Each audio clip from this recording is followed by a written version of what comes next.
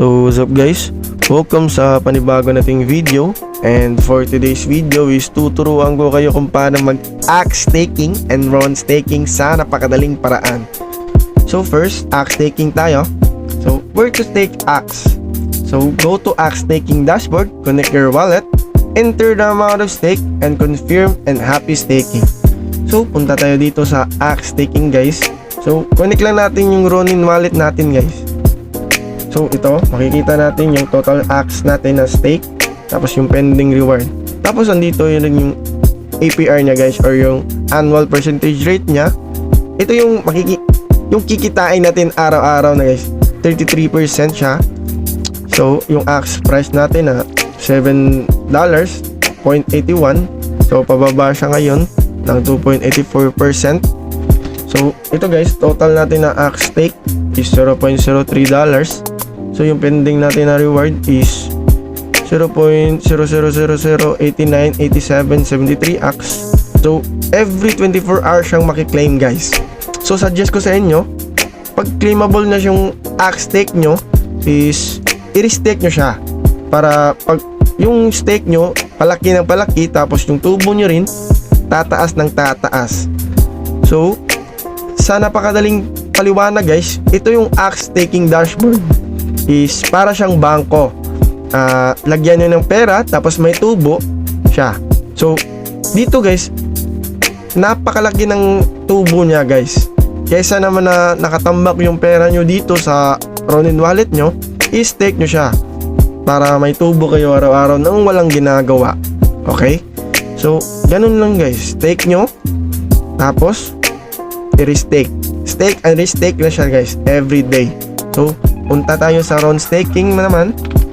So dito tayo sa RON staking guys.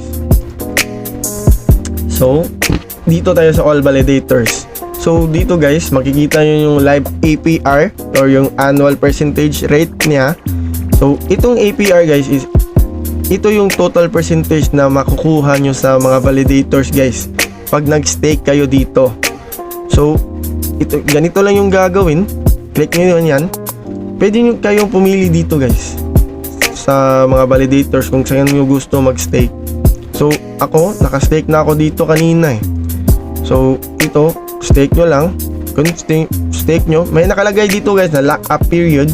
Once you stake, you can only withdraw from this validator after 3 days. So secure na secure siya guys, kasi di nyo magagalaw. Tapos sa 3 days, tutubo lang yan.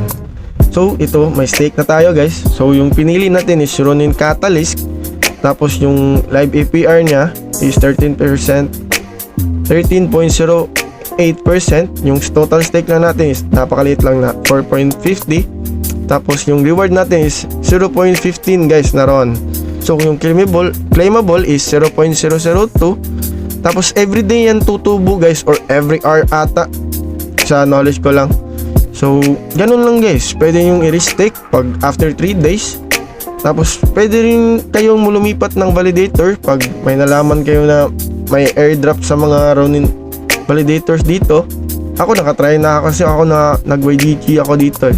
Tapos may airdrop siya na bigay na 5 YGG. Kaya ganun, napakaganda talaga mag-axe staking guys. RON staking pala. So ganun lang guys, ganun lang mag-axe staking. So sana may natutunan kayo guys. Please consider like, comment kayo sa baba if you have suggestion and thoughts, correction and comment kayo lang sa baba. Don't forget to click subscribe and notification bell para palagi kayong updated sa mga videos natin.